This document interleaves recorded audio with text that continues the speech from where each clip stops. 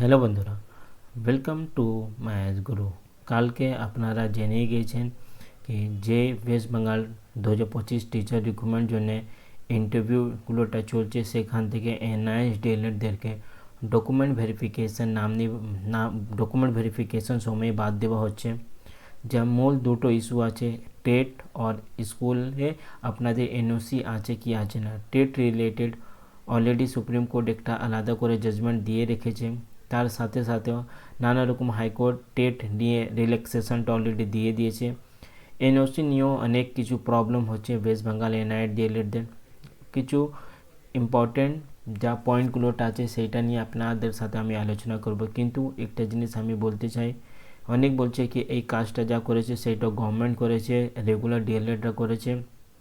নিশ্চয়ই এই কাজটা regular DElEd, West Bengal government আর ওয়েস্ট বেঙ্গল প্রাইমারি বোর্ড তিনটে জোট হয়ে এনআইএস ডিএলএডদেরকে কী করে রিক্রুটমেন্ট প্রসেস থেকে বাদ দেওয়া যাবে সেই কাজটা ওরা করছে। কিন্তু আমি আগেও জানিয়েছিলাম, আজকেও বলছি কি তার সাথে সাথে এই তিনটে যা এনআইএস ডিএলএডদের আমি এনিমি বলতে পারবো, যারা ছিল সেইটা সামনে থেকে ওরা দাঁড়িয়েছিল কি হ্যাঁ আমরা এনআইএস ডিএলএডদেরকে বাদ দেবো। ওয়েস্ট বেঙ্গল প্রাইমারি বোর্ড আগেই জানিয়েছিল কি আমরা এনআইএস ডিএলএডদেরকে অ্যাকসেপ্ট করবো না। ওয়েস্ট বেঙ্গল গভর্নমেন্ট কোনো দিনই এনআইএস ডিএলএড পক্ষে ছিল না, সেইটা 2022 টিচার রিক্রুটমেন্ট থেকেই আমরা দেখছি। রেগুলার ডিএলএডরাও বারবার নানা রকম সোশ্যাল মিডিয়া, ফেসবুক হোক ইউটিউবে ওরা পরিষ্কারভাবে জানিয়েছিল কি আমরা এনআইএস ডিএলএডদেরকে বাদ দেওয়ার জন্য যা হবে সেইটা আমরা করব। কিন্তু সব থেকে বড় যা এনআইএস ডিএলএডদের এনিমি সেইটা হলো নিজেই এনআইএস ডিএলএডরা। যখন সময় ছিল আমি বারবার বললাম কি আপনারা যারা বাড়িতে বসে আছেন, যারা ভাবছেন কি আমাদের যেমনি 2022-এ সবার ডকুমেন্ট ভেরিফিকেশান হয়েছে সেরকমই 2025-এর টিচার রিক্রুটমেন্টেই হবে, তাই জন্য আপনারা কোনো স্টেপটাও নিল না। বারবার আপনাদেরকে ডাকা হলো নেতাদের সাথে দেখা করার জন্য, কালীঘাট হোক বাইপাস হোক, কিন্তু কেউ গেল না। ম্যাক্সিমাম 10 থেকে 15 লোক গিয়েছিল, তারপরে আর কেউ যায়নি। অনেক ক্যান্ডিডেট যারা ডাইরেক্ট আমার সাথে আমাকে কথা করিয়েছিল, আমাকে বলেছিল কি হ্যাঁ দাদা যখন দরকার হলে আমরা সাথে যাবে, কিন্তু যখন দরকার হয়েছিল আমি ওদেরকে বলিয়েছিলাম কি আপনারা একটু চলুন, কিন্তু ওরা যায়নি। নানা রকম ওদের এক্সকিউজগুলো কি আমার বাড়িতে কাজ আছে, আমি অন্য জায়গা আছি, আমার এই আছে, মানে কোনো না কোনো এক্সকিউজটা দিয়ে ওরা সাইড হয়ে গেছিলো। সেই সময় আমি ওদেরকে বলেছিলাম কি এই প্রবলেমটা যখন হবে সেই সময় প্রত্যেকটা এনআইএস ডিএলএডরা ভাববে কি ওরা আমি যা আগে বলেছিলাম সেই কাজটা না করলে কত বড় বিপদে ওরা পড়ে যাবে। যাই হোক, যা হয়ে গেছে সেইটা তো হয়ে গেছে। এনওসি নিয়ে কিছু ইম্পর্ট্যান্ট আপডেটটা আছে যেটা আমি আপনাদের সাথে শেয়ার করছি। বোর্ড যা সব থেকে বেশি প্রবলেম ক্রিয়েট করছে টেট আর এনওসি নিয়ে। টেটটা কিছু বলা নেই, কারণ অলরেডি সুপ্রিম কোর্ট বলে দিয়েছে, আরও আলাদা আলাদা এভিডেন্স আছে। দেখা যাক যারা কোর্টে কেস করেছে ওরা কীভাবে সেইটাকে প্রেজেন্ট করছে। কিন্তু এনওসি অনেক এটা বুঝতেই পারছে না কি এনওসি অ্যাকচুয়ালি কী। এনওসি মানে হলো যদি আপনি কোনো ডিস্ট্রিক্টে কোনো স্কুল খুলতে চান, সেইটা আপনাদেরকে মিনিমাম ক্রাইটেরিয়াগুলোটা ফুলফিল করতে হবে।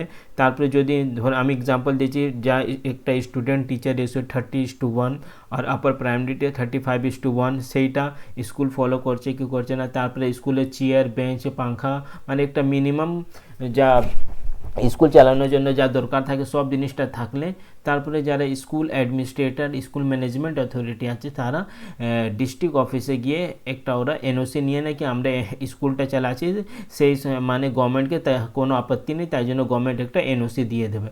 কিন্তু এখানে মূল কোশ্চেনটা হলে সেই এনওসিটা কাদের কাজ? এটা কি একটা টিচার যারা সেই স্কুলে চাকরি করছে তাদের কাজ আছে কি ওরা ডিআই অফিস গিয়ে, ডিস্ট্রিক্ট ইন্সপেক্টর অফিস গিয়ে এনওসিটা নিয়ে আসবে? সেইটা আমি খুঁজেছি।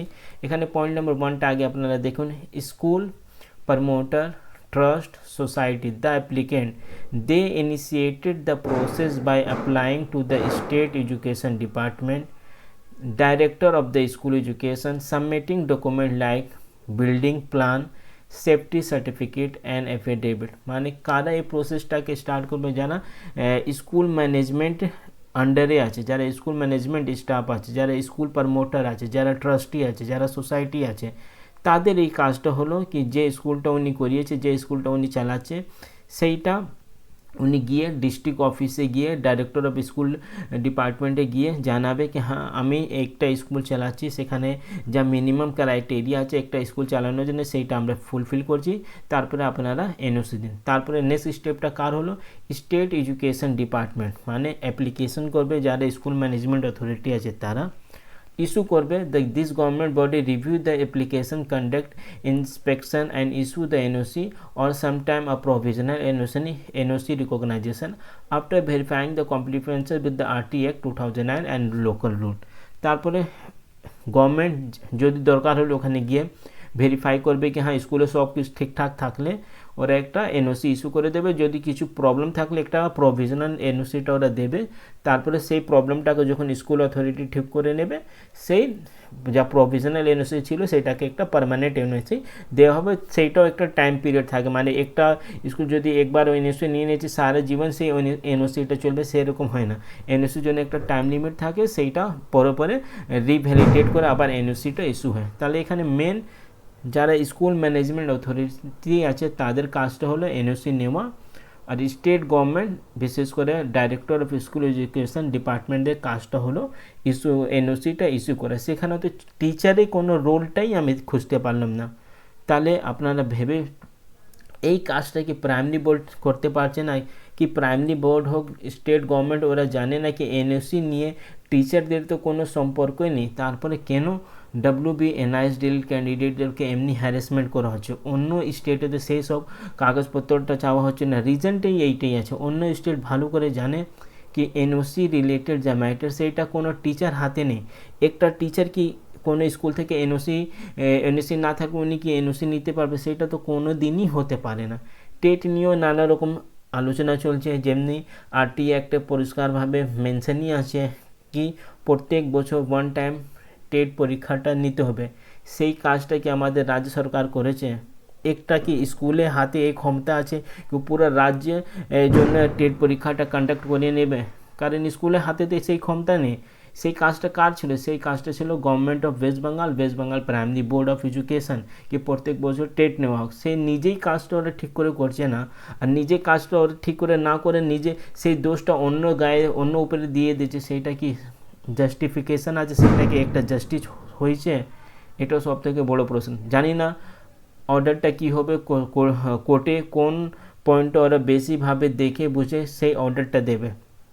কিন্তু এই 2-3টে পয়েন্ট আমি যা আপনাদেরকে জানিয়েছি, মেন ইন্টেনশন এইটাই আছে কি যারা কালকে নিউজ শুনেছে কি NISDLদেরকে ডকুমেন্ট ভেরিফিকেশন থেকে বাদ দেওয়া হয়েছে, ওদের মোরালটা ম্যাক্সিমাম NISDL ক্যান্ডিডেটদের মোরালটা পুরোপুরি ডাউন হয়ে গেছে। তো আপনারা এটা ভাববেন না কি NISDL 100% পুরো হেরে গিয়েছে আর ওয়েস্ট বেঙ্গলে আর কোনো দিনই NISDLটা চাকরি পাবে না। আমি এইটাও বলছি না কি 100% NISDLটা জিতে যাবে, কিন্তু অ্যাট প্রেজেন্ট যে সিচুয়েশন ওয়েস্ট বেঙ্গলে NISDLদের আছে সেটা আমি এইটাও বলতে পারি কি 50-50 চান্সেস আছে কি NISDLটা চাকরি পেতেও পারে। এমনি কাল পরে অনেক NISDLটা বলছে কি আমাদের কী হবে, তা এমনি আমাদের হাতে এমনি কিছু নেই কি আমরা পুরোপুরি হেরেই গেছি। নিশ্চিত West Bengal primary board regular ডিএলএডদের কথা শুনেই NISDLদেরকে বাদ দিয়েছে, কিন্তু এইটাও আপনাকে চিন্তা ভাবনা করতে হবে কি NISDLটা নিজের একটা জায়গা ওয়েস্ট বেঙ্গল প্রাইমারি বোর্ডের মধ্যে করিয়ে নিয়েছে, তারপরেই তো ওদের কথা শুনে ওরা NISDLদেরকে বাদ দিয়েছে। ও রেগুলার ডিএলএড প্রত্যেক ক্যান্ডিডেটরা তো ওদের ওয়েস্ট বেঙ্গল প্রাইমারি বোর্ডের কোনো রিলেটিভ নেই, তারপরে ওদেরকে কথা ওরা শুনছে, নিশ্চয়ই ওরা নিজে একটা আলাদা জায়গা ওয়েস্ট বেঙ্গল প্রাইমারি বোর্ডে করে নিয়েছে। ওরা সেই জায়গাটা কী করেছে, ওরা প্রত্যেক দিন ওরা যাচ্ছে প্রাইমারি বোর্ডে গিয়ে ওখানে গিয়ে কথা বলছে। সেই কাজটা আমি বলছি না 10 দিন 15 দিন শুধু হয়েছে, যে রিক্রুটমেন্ট আসা আগে মানে অ্যাডভার্টিজমেন্ট যেদিন পাবলিশ করা হয়েছিল তার আগে থেকে ওরা রেগুলার প্রাইমারি বোর্ড যাচ্ছে। NISDLদেরকে কী করে বাদ দেওয়া হবে সেটা নিয়ে আলোচনা হচ্ছে। যেদিন অ্যাডভার্টিজমেন্ট এসেছে তারপরেও ওরা গিয়েছে, অ্যাডভার্টিজমেন্ট পরে যখন মেন অ্যাডভার্টিজমেন্টটা এসেছে তারপরেও ওরা ওখানে প্রাইমারি বোর্ড গিয়েছে। মানে ওরা ডেইলি ওখানে গিয়ে NISDL হোক, তারপরে 23-25 DLED হোক, তারপরে 22-24 DLED হোক, যারা করোনা সময়ে DLED করেছে তারা হোক, যারা পরে বিএড দিয়ে টেট পাস করেছে কিন্তু পরে DLED করেছে তারা হোক, প্রত্যেকের বিরুদ্ধে ওরা আলাদা করে একটা প্রাইমারি বোর্ডে গিয়ে জায়গাটা করে নিয়েছে। প্রাইমারি বোর্ড ওদের কথাটা শুনছে কি শুনছে না সেটা আমি জানি না, কিন্তু এই কাজগুলোটা ওরা করেছে, ওরা তো নিজেই ইউটিউবে জানিয়েছে, তাহলে ওদের একটা আলাদা জায়গা হয়ে গেছে। আমি ওদেরকে দোষ দিচ্ছি না, কারণ রেগুলার ডিএলএড যারা লিডার আছে ওরা তো চাকরির জন্যই এই কাজটা করছে, কি আমরা কি করে চাকরিটা পাবো, তাই জন্য সেরা এই কাজটা করছে। কিন্তু যখন এই রেগুলার ডিএলএডরা নিজের চাকরির জন্য সব যত অপশনগুলোটা ছিল সেটা ওরা ইউটিলাইজ করেছে, তাই জন্য আমি ওদেরকে দোষী বলবো না, কারণ ওরা নিজের চাকরির জন্য করেছে। কিন্তু জানি না ওরা যখন টিচার হয়ে যাবে এরকম মেন্টালিটি নিয়ে ওরা কীরকম টিচার হবে, কিন্তু ওরা চাকরির জন্য এই কাজটা করেছে, সেইটা ওদের উপর দোষ দেওয়া উচিত নেই। কিন্তু এনআইএস ডিএলএডটা সেই সময় কী করিয়েছিল, সেই সময় ওরা বাড়িতে বসে ঘুমিয়েছিল, বারবার আন্দোলনের জন্য ডাক দেওয়া হয়েছিল, তারপরে কি বাড়ি থেকে বের হয়নি, লিডার ফিডারদের সাথে দেখা করানোর জন্য ডাক দেওয়া হয়েছে, সেই সময় ওরা কেউ ম্যাক্সিমাম এনআইএস ডিএলএড 99% এনআইএস ডিএলএডটা বের হয়নি। যখন কেউ লিডার পাশে যাচ্ছে মাত্র 8 জন 10 জন ম্যাক্সিমাম 15 জন লিডার পাশে যাচ্ছে। তো যাই হোক, লেট অনেক হয়ে গেছে, কিন্তু এইটা আপনারা মাথায় রাখতে হবে কি এনআইএস ডিএলএড পুরো কেসটা হেরে যায়নি। এখানে অবধি মামলাটা কলকাতা হাইকোর্টেও আছে, আর 1-2টো কেস অলরেডি সুপ্রিম কোর্টেই আছে। যখন সঠিক সময় 9 তারিখে আপনাদের জানা আছে হেয়ারিং আছে, দেখা যাক 9 তারিখে কী হবে। কিন্তু অনেক আমাকে কালকেও আমি অলরেডি জানিয়ে দিয়েছি, যারা পিটিশনার হতে ইচ্ছুক থাকলে স্ক্রিনে আপনারা এই নাম্বারটা দেখছেন, সেই নাম্বারটা আমি নিজের টেলিগ্রাম চ্যানেলে আবার শেয়ার করে দিচ্ছি, আর টেলিগ্রাম লিঙ্কগুলোটা এই ভিডিওটা ডিসক্রিপশনে দিয়ে দিচ্ছি। এখানে অনেক আমাকে কোশ্চেন করছে কি যেমনি এখানে আলাদা কুচবিহারের জন্য একটা আলাদা লিডার আছে, জলপাইগুড়ির জন্য আলাদা লিডার আছে, কিন্তু এর মধ্যে অনেক আছে যাদের ডিস্ট্রিক্ট এখানে মেনশনই, এখানে যাদের ডিস্ট্রিক্ট ওয়াইজ যে অ্যাডমিন প্যানেলে নাম্বার আছে সেই রকম আপনারা ফোন করুন। আর যাদের ডিস্ট্রিক্টগুলোটা এখানে মেনশনে এখানে নিচে মানে এর ছাড়া এখানে তো অপশান দিয়ে দিয়েছে কি যে ডিস্ট্রিক্টে এখানে উপরে মেনশনে যে অ্যাডমিন প্যানেলটা উপরের ডিস্ট্রিক্টে মেনশনে তারা এই নম্বরে ডাইরেক্ট যোগাযোগ করতে পারেন। আর ওখানে আপনারা আলোচনা করুন কি আগে কি করলে ভালো হবে। আপনাদের যদি পিটিশনার হওয়া ইচ্ছুক থাকলে আপনারা ডাইরেক্ট পিটিশনার হোক, কিন্তু আমি বারবার বলেছি আজকেও বলে দিচ্ছি, যখন আপনারা পিটিশনার হবে টাকাটা দেবেন, ডকুমেন্টটা দেবে, আপনারা নিজে একটু ভেরিফাই করে নেবেন। কিন্তু এইটা আমি কালকেও বলেছি আজকে বলছি, যে কেসগুলোটা 9 তারিখে কলকাতা হাইকোর্টে লিস্টিং হয়েছে সেইটা 100% এই গ্রুপ মানে আজিজ লস্কর স্যার আর ওনার গ্রুপরাই করেছে। তা আমি আশাই করতে পারি কি এনআইএস ডিএলএডটা হাইকোর্ট থেকে ওদের পক্ষেই জাজমেন্ট আসবে, কিন্তু এই লড়াইটা অনেক আমাদের জন্য কঠিন হয়ে গেছে সেইটা আমি বলতে পারবো, কারণ West Bengal primary board already আমাদের বিরুদ্ধেই আছে, ওয়েস্ট বেঙ্গল গভর্নমেন্ট অলরেডি আমাদের বিরুদ্ধে আছে, রেগুলার ডিএলএডও আমাদের বিরুদ্ধে আছে।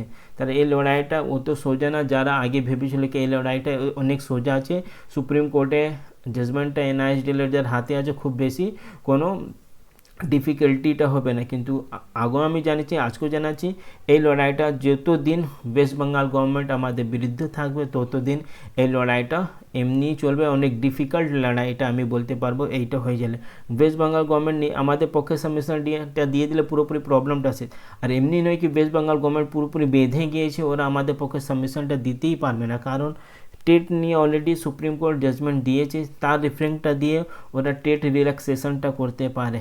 এনওসি নিয়ে টিচারদের কোনো সম্পর্কই নেই, যারা যে স্কুলে কাজ করে প্রাইভেট হোক গভর্নমেন্ট হোক, এনওসিটা পুরোপুরি কাজটা হলে স্কুল ম্যানেজমেন্টে, সেখানে টিচারদের কোনো রোলই নেই।